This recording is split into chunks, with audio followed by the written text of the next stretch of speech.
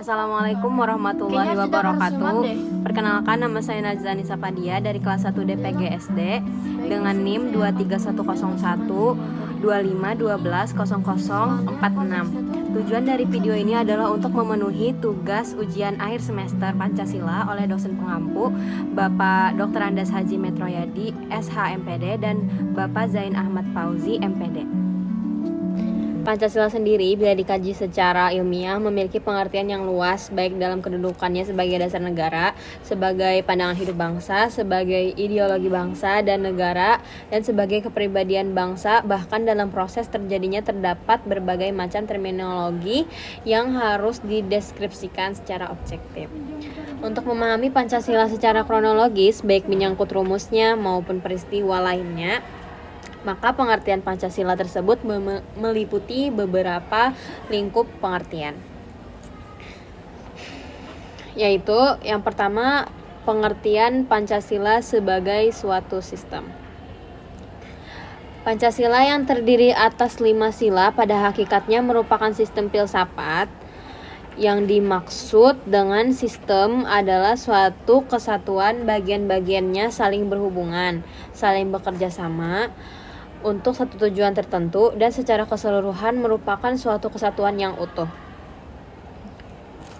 Yang kedua, ada pengertian Pancasila secara etimologi, dan yang ketiga adalah pengertian Pancasila secara historis. Proses perumusan Pancasila diawali ketika dalam sidang BPUPKI pertama, Dr. Rajiman Widyodiningrat mengajukan suatu masalah, khususnya akan dibahas pada sidang BPUPKI pertama. Masalah tersebut adalah tentang suatu calon rumusan dasar negara Indonesia yang akan dibentuk. Kemudian tampilan pada sidang tersebut Kemudian di sidang tersebut ada 3 pembicara, yaitu Muhammad Yamin, Supomo, dan Soekarno. Dan yang terakhir adalah pengertian Pancasila secara terminologis.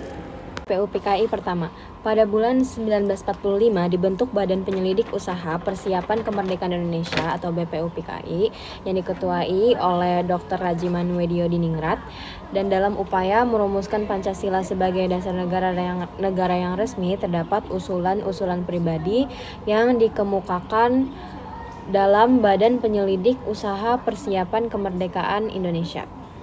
Yaitu yang pertama ada 5 dasar oleh Muhammad Yamin yang berpidato pada tanggal 29 Mei 1945, merumuskan 5 dasar sebagai berikut: peri kebangsaan, peri kemanusiaan, peri ketuhanan, peri kerakyatan, dan kesejahteraan rakyat. Dia menyatakan bahwa kelima sila yang dirumuskan itu berakar pada sejarah, peradaban, agama, dan hidup ketatanegaraan yang telah lama berkembang di Indonesia. Dan usulan yang kedua adalah Pancasila oleh Soekarno yang dikemukakan pada tanggal 1 Juni 1945 dalam pidato spontannya yang kemudian dikenal dengan judul lahirnya Pancasila. Soekarno mengemukakan dasar-dasar sebagai berikut: kebangsaan Indonesia, internasionalisme atau perikemanusiaan, mufakat atau demokrasi, dasar perwakilan, dasar permusyawaratan, kesejahteraan sosial, dan ketuhanan.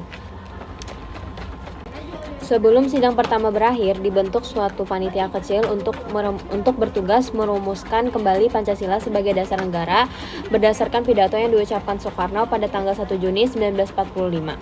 Dari panitia kecil itu dipilih 9 orang yang dikenal dengan panitia 9 untuk menyelenggarakan tugas itu. Rencana mereka itu disetujui pada tanggal 22 Juni 1945 yang kemudian diberi nama Piagam Jakarta. Pancasila sebagai filsafat. Pancasila sebagai filsafat adalah negara yang lahir sebagai cita-cita bersama seluruh bangsa Indonesia. Pancasila dikatakan sebagai filsafat karena merupakan hasil perenungan jiwa yang mendalam yang dilakukan oleh para pendahulu kita, yang kemudian dituangkan dalam suatu sistem yang tepat. Selanjutnya adalah kesatuan sila-sila Pancasila sebagai suatu sistem filsafat. Kesatuan sila-sila Pancasila pada hakikatnya bukanlah hanya merupakan kesatuan yang bersifat formal logis saja, namun juga meliputi kesatuan makna, dasar ontologis, dasar epistemologis, serta dasar aksiologis dari sila-sila Pancasila. Sebagaimana dijelaskan bahwa kesatuan sila-sila Pancasila adalah bersifat hierarkis dan mempunyai bentuk piramidal.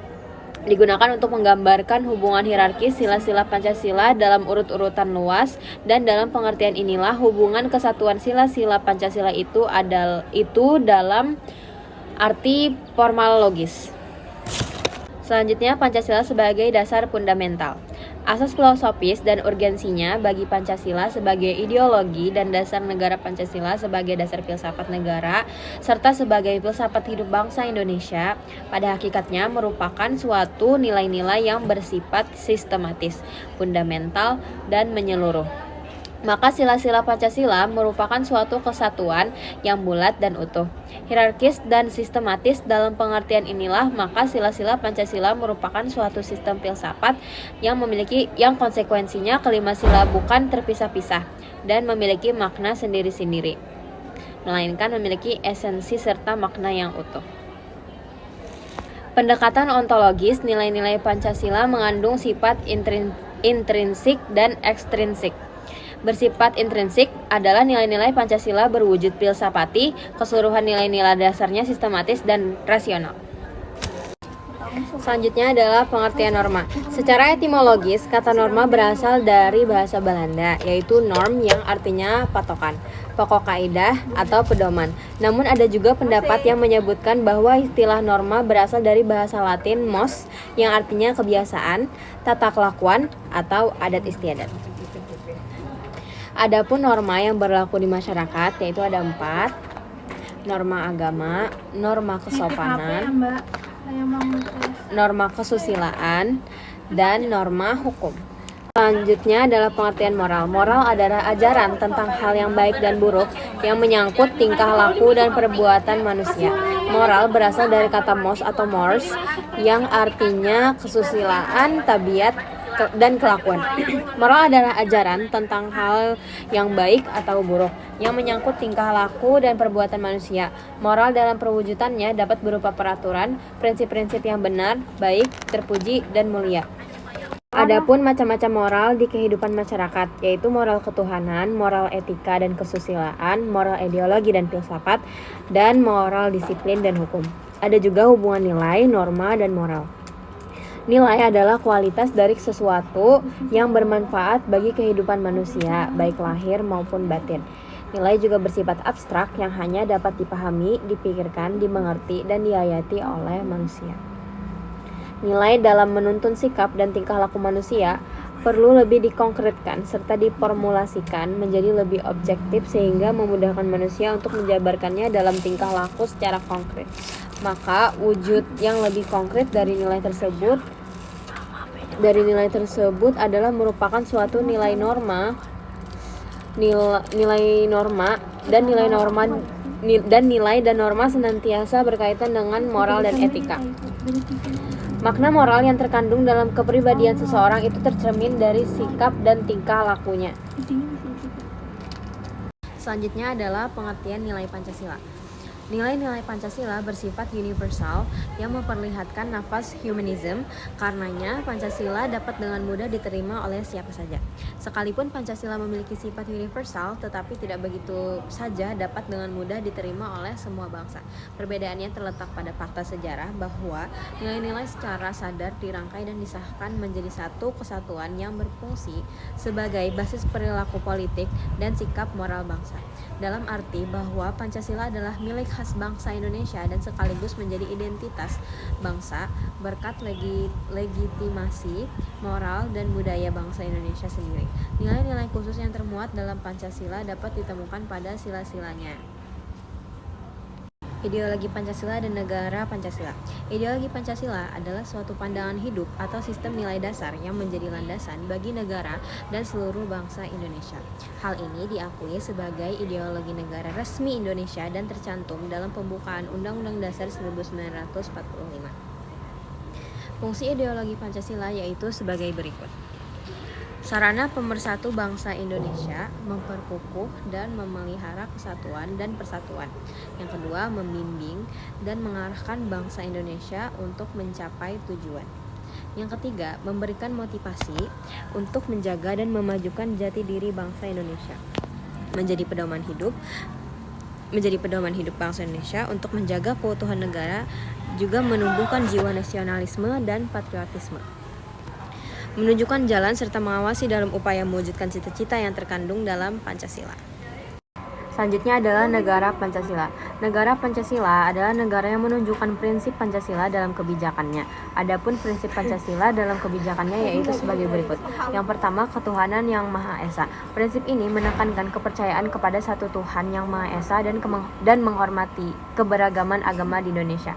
Nomor dua, kemanusiaan yang adil dan beradab. Prinsip ini menekankan pentingnya menjunjung tinggi martabat manusia, menghormati hak asasi manusia, dan menciptakan masyarakat yang adil dan beradab. Ketiga, persatuan Indonesia. Prinsip ini menekankan persatuan dan kesatuan Indonesia sebagai negara walaupun memiliki beragam suku, agama, budaya, dan bahasa. Keempat, kerakyatan yang dipimpin oleh hikmat kebijaksanaan dalam permusyawaratan perwakilan. Prinsip ini menganjurkan sistem pemerintahan yang demokratis dengan peran aktif rakyat dalam pembuatan keputusan. Dan yang terakhir, kelima, keadilan sosial bagi seluruh rakyat Indonesia. Prinsip ini menekankan pentingnya mewujudkan keadilan sosial, mengurangi kesenjangan sosial, dan meningkatkan kesejahteraan rakyat. Negara Pancasila memandang bahwa 5 sila ini harus diakui dan dijunjung tinggi dalam kehidupan berbangsa dan bernegara di Indonesia. Negara Pancasila juga menegaskan kemerdekaan beragama, hak asasi manusia, dan prinsip-prinsip demokrasi dalam konteks nilai-nilai Pancasila. Pengertian asal mula Pancasila. Pancasila sebagai dasar filsafat serta ideologi bangsa dan negara Indonesia bukan terbentuk secara mendadak serta tidak hanya diciptakan oleh seseorang, melainkan terbentuknya melalui proses yang cukup panjang dalam sejarah bangsa Indonesia. Ditinjau dari kausalitasnya, asal mula Pancasila dibedakan menjadi dua macam, yaitu asal mula yang langsung dan asal mula tidak langsung. Asal mula yang langsung. Pancasila adalah asal mula yang langsung terjadinya Pancasila sebagai dasar filsafat negara, yaitu asal mula yang sesudah dan menjelang proklamasi kemerdekaan, yaitu sejak dirumuskannya oleh para pendiri negara sejak sidang BPUPKI pertama, Panitia 9, sidang BPUPKI kedua, serta sidang PPKI sampai pengesahannya. Pengertian asal mula secara ilmiah filsafat dibedakan atas 4 macam, yaitu asal mula bahan, asal mula bentuk, asal mula karya, dan asal mula tujuan. Asal mula yang tidak langsung secara kausalitas, asal usul Pancasila tidak langsung adalah asal mula sebelum proklamasi kemerdekaan, yang berarti asal usul nilai-nilai Pancasila terdapat pada adat istiadat, budaya, dan nilai agama masyarakat Indonesia. Sehingga dengan demikian asal mula tidak langsung Pancasila itu terdapat pada kepribadian dan juga pandangan hidup bangsa Indonesia.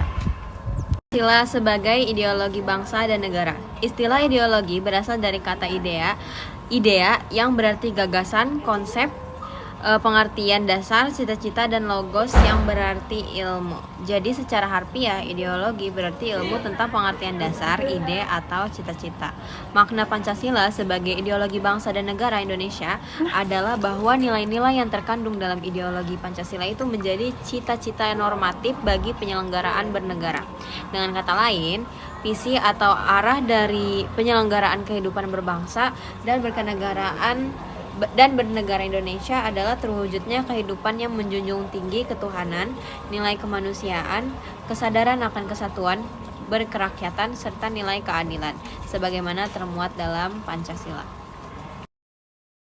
Menurut Kailan, dalam buku Pendidikan Pancasila tahun 2014 menjelaskan ideologi tertutup sebagai sistem pemikiran yang tertutup dan cenderung totaliter. Rakyatnya mutlak harus taat dan memenuhi tuntutan ideologi tersebut. Di sisi lain, ideologi terbuka adalah ideologi yang tidak bersifat mutlak atau kebalikannya dari ideologi tertutup. Kesatuan. Negara Indonesia adalah negara kesatuan dalam arti negara merupakan kesatuan unsur-unsur penyusunnya baik individu maupun sosial secara penjelmaan sifat kodrat manusia. Negara kesatuan bukan berarti kesatuan negara-negara federasi, melainkan kesatuan dalam arti seluruh unsur negara yang bersifat fundamental. Sekalipun unsur-unsur pembentuk suatu bangsa berbeda-beda, beraneka ragam baik dari segi suku, budaya, agama, maupun golongan, namun semuanya itu membentuk suatu kesatuan dalam suatu kehidupan bersama yang disebut negara. Hakikat negara persatuan adalah masyarakat itu sendiri. Masyarakat pada hakikatnya mewakili dirinya dalam penyelenggaraan negara, menata dan mengatur dirinya dalam mencapai suatu tujuan hidup. Ya, selanjutnya adalah paham negara kebangsaan. Paham kebangsaan atau biasa dikenal dengan nasionalisme merupakan pandangan, perasaan, wawasan, sikap, dan perilaku suatu bangsa yang terjalin karena persamaan sejarah, nasib, dan sepenanggungan untuk hidup bersama-sama secara merdeka dan mandiri.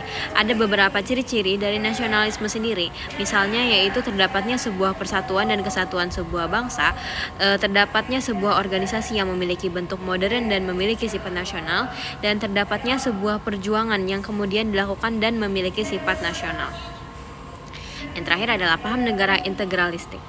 Dalam paham integralistik memberikan suatu prinsip bahwa negara adalah suatu kesatuan integral dari unsur-unsur yang menyusunnya.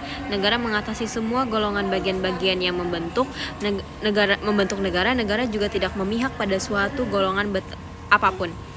Golongan tersebut sebagai golongan besar. Paham integralistik juga dalam kehidupan bernegara mengasumsikan negara kesatuan Republik Indonesia.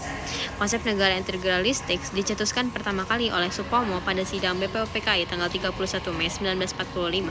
Supomo menyatakan bahwa cita-cita negara yang sesuai dengan Indonesia adalah negara integralistik.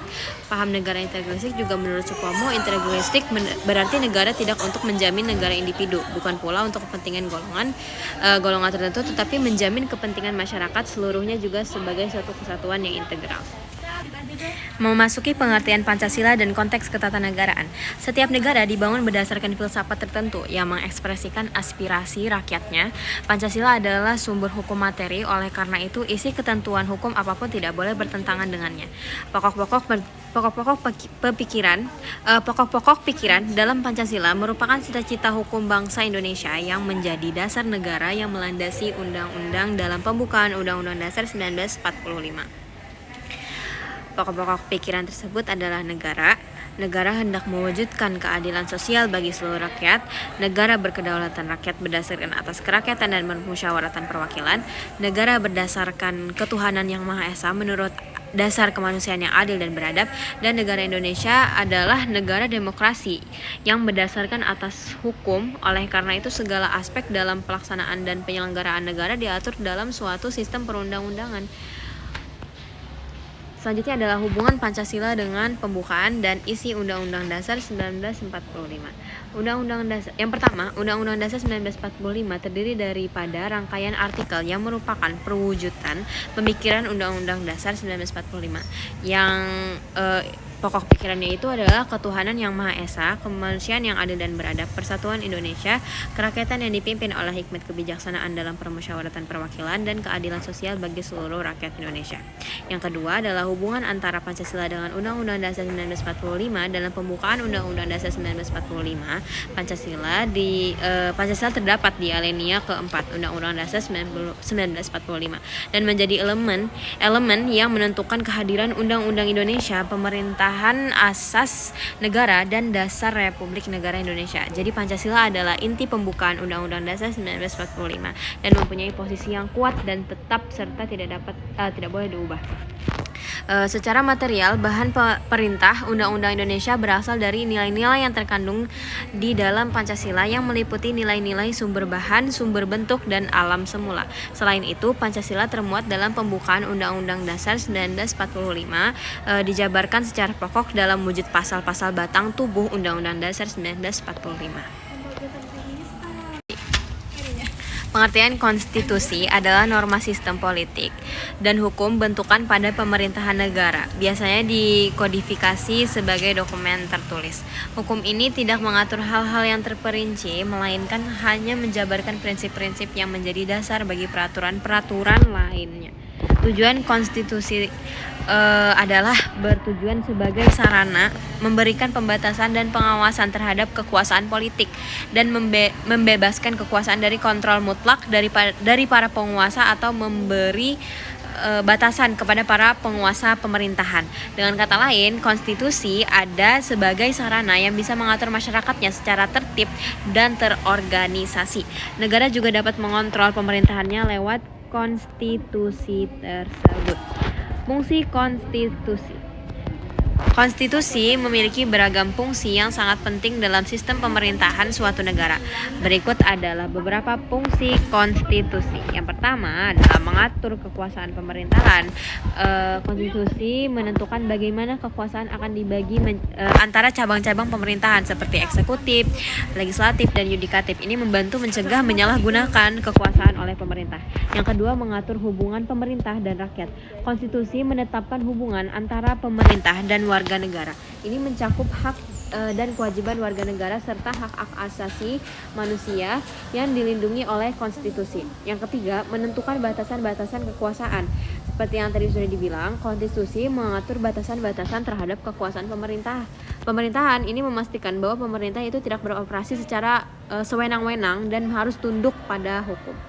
Yang terakhir, mengatur proses perubahan konstitusi, menguraikan bagaimana perubahan atau amandemen terhadap konstitusi dapat dilakukan. Ini seringkali melibatkan prosedur yang rumit dan memerlukan persetujuan yang luas. Menurut Undang-Undang Republik Indonesia Nomor 39 Tahun 1999 tentang Hak Asasi Manusia, yang dimaksud dengan hak asasi manusia adalah seperangkat hak yang melekat pada hakikat dan keberadaan manusia sebagai makhluk Tuhan yang Maha Esa, yang merupakan anugerahnya yang wajib dihormati, dijunjung tinggi, dan dilindungi oleh negara, hukum, pemerintah, dan setiap orang demi kehormatan serta perlindungan harkat dan martabat manusia. Pengertian hak asasi manusia mencakup hak-hak yang melekat pada setiap individu diakui oleh norma-norma universal. Tujuan HAM sendiri adalah melindungi kebebasan dan martabat manusia. Menurut Paji Setijo, dalam buku Pendidikan Pancasila tahun 2006, tujuan HAM adalah mempertahankan hak-hak dasar manusia yang mutlak dimilikinya sebagai individu sejak lahir hingga meninggal. Adapun hak dasar yang dimaksud antara lain kebebasan menyatakan pendapat, memeluk agama, membeli dan menjual sesuatu, hak mendapat perlakuan yang sama dalam hukum, serta hak memilih dan dipilih dalam kaitannya dengan politik. Berikut adalah pelanggaran HAM. Pelanggaran hak kemerdekaan berpendapat, penangkapan, penahanan atau penganiayaan terhadap wartawan, aktivitas atau warga sipil lainnya yang karena menyuarakan pendapat atau kritik terhadap pemerintah atau penguasa. Hal tersebut tuh membuat banyaknya warga-warga atau masyarakat takut untuk mengeluarkan pendapatnya. Selanjutnya adalah diskriminasi rasial atau etnis. Perlakuan tidak adil atau diskriminatif terhadap individu atau sekelompok berdasarkan ras, etnis, atau asal-usul mereka. Dan pelanggaran hak asasi manusia, kekerasan fisik atau seksual, perlakuan diskriminatif di tempat kerja, atau pembatasan hak-hak perempuan seperti hak atas pendidikan dan kebebasan berbicara. Nah, Pancasila itu kan sebagai dasar filsafat negara, pandangan hidup negara, serta ideologi bangsa dan negara. Tetapi itu bukanlah hanya merupakan rangkaian kata-kata yang indah, namun harus diwujudkan dan diaktualisasikan. Ada nilai-nilai yang harus diaktualisasikan, terutama di dalam berbagai bidang, terutama di kehidupan bermasyarakat, berbangsa, dan bernegara. Aktualisasi Pancasila itu dibedakan lagi menjadi dua, yaitu objektif dan subjektif. Aktualisasi Pancasila yang objektif yaitu mengaktualisasikan Pancasila dalam berbagai bidang kehidupan kenegaraan yang meliputi kelembagaan negara, antara lain legislatif, eksekutif, maupun yudikatif. Selain itu juga meliputi bidang-bidang aktualisasi lainnya seperti politik, ekonomi, hukum, terutama dalam penjabaran ke dalam undang-undang.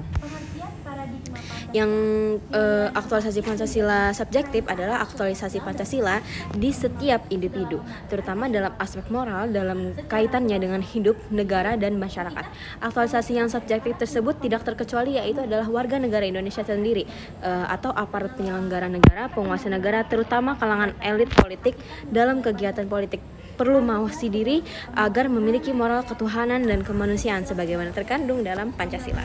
Manfaat dari mempelajari mata kuliah Pancasila selama 1 semester ini adalah pelajaran mata kuliah Pancasila ini membantu saya untuk mengembangkan karakter saya, baik itu dalam pemikiran, baik itu tindakan. Dan dari mata kuliah Pancasila ini saya bisa mengetahui nilai-nilai dasar negara Indonesia dan filosofi negara Indonesia. Terima kasih.